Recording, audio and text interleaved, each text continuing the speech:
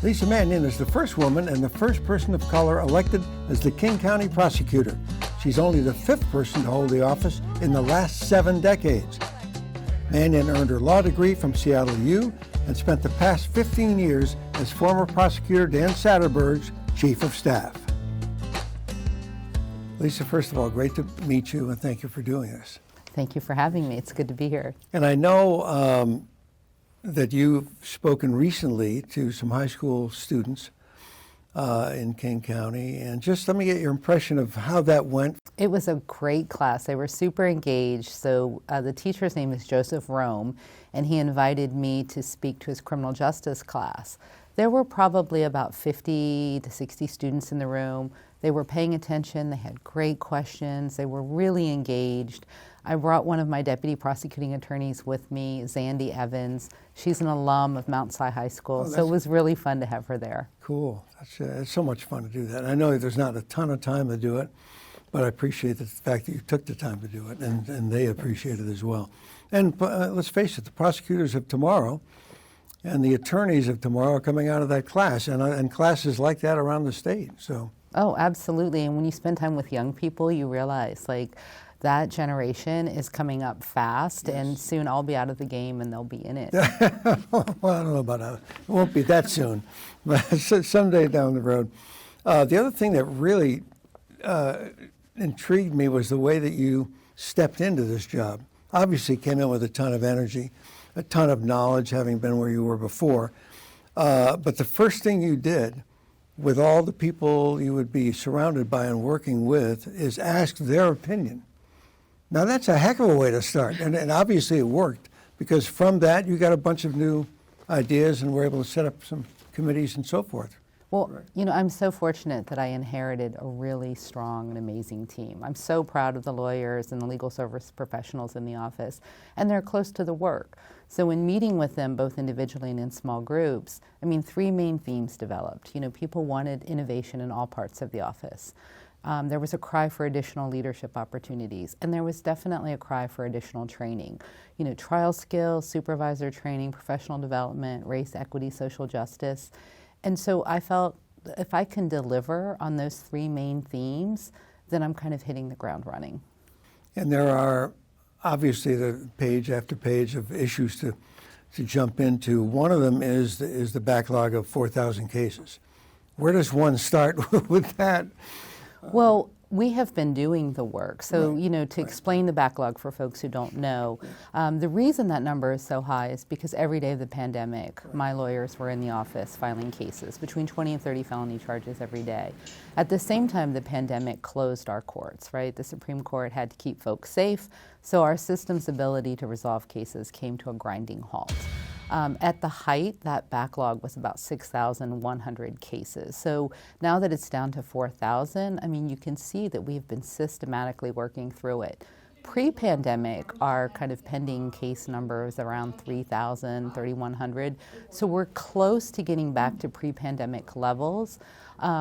You know, that's a testament to the really hard work of the prosecutors, legal service professionals, public defenders, courts. We've all been working together to prioritize violent crime, sexual assaults, repeat property crimes. Do you need to, Leesa, do you need to prioritize issues, and as you do, for example, issue number 1 might be those cases. Issue number 2 might be the hiring of law enforcement officials, more prosecutors. Can you do it that way, or can you honestly say they're all about even as far as importance goes? Well, I feel like there's a lot of priorities, and for me, I feel like maybe the best analogy is, like, I think of it as spinning plates.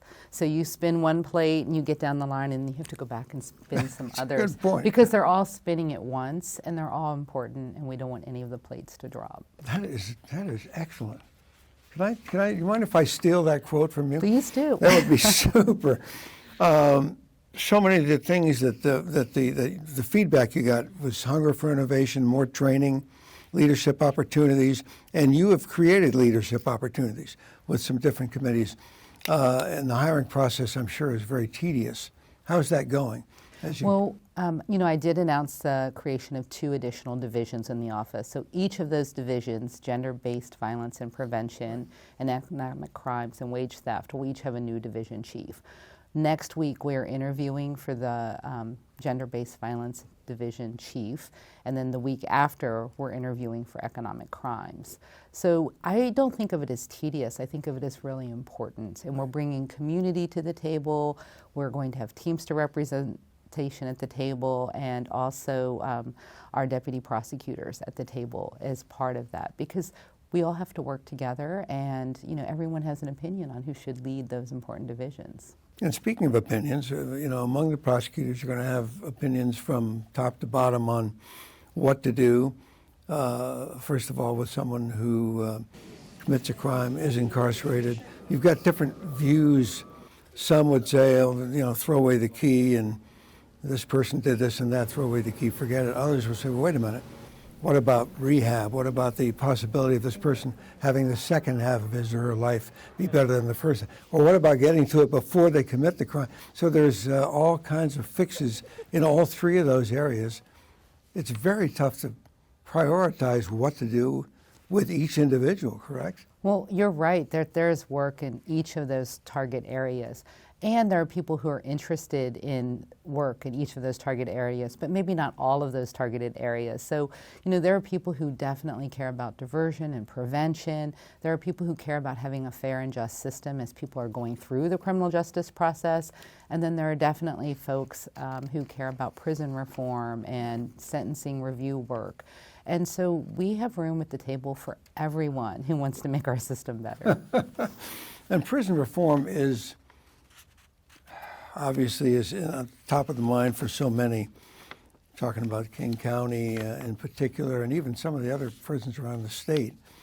I know some people who are related to people who are incarcerated, and they'll go, the prisons they'll throw people behind in solitaire for 20 hours a day or whatever, all these horrible stories.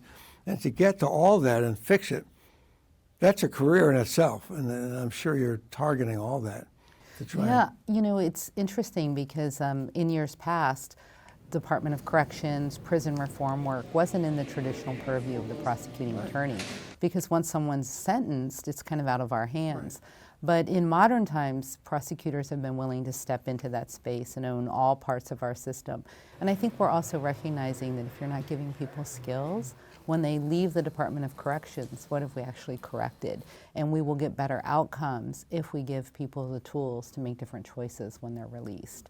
And so I don't think it's just prosecutors coming to that space. I feel like there's a lot of attention and understanding that there is an opportunity there for us to get better outcomes.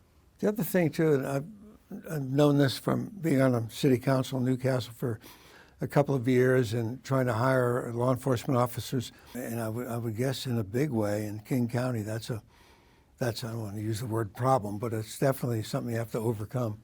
And what do you do? How do you lure in good people to be involved in law enforcement, men and women? Yeah, I think law enforcement has its challenges. One, because they're suffering from the Great Resignation, like so many professions. I think that there were some individuals who have decided that it's a tough time to be a police officer. There is a lot of attack on police and their work, and there's a lot of misunderstanding. I think the folks who are drawn to police work now very much care about the community, very much care about being protectors of the community, and want to reform policing and the image of policing. So I think prosecutors and recruiting prosecutors, it's kind of the same thing. It's not such a cut and dried, like I used to hear us described as, we are the people who wear the white hats. Yeah. It's not so cut and dried. I mean, I think modern prosecutors have to care about prevention. They have to care about diversion. They have to care about racial equity. They have to care about prison reform. And I think the prosecutors who are coming to the profession want to shape all of that. They want our community to be better. They want our legal services to be more fair. And so I welcome that change. And it takes more time maybe to recruit, and we have to be a little more intentional about where we recruit and how. but it's worth the effort. It definitely is. From a personal standpoint, in a job that can be a high-pressure job, let's face it, do you mountain climb? Do you bungee jump? Do you hang from an apple tree in the backyard? What do you do to... I'm not brave enough to do any of those things, but I do go to the gym. I joined a gym in West Seattle, and I go work out. I also have this dog that my kids talked me into adopting at the start of the pandemic, and no one walks this dog but me. Oh. This was a nice conversation, and I'm so glad you invited me on your show. Well, thank you so much. Thank you for being with us. Thank you. Thank you all for joining us on Community Conversations. I'm Tony Ventrella. We'll see you next time.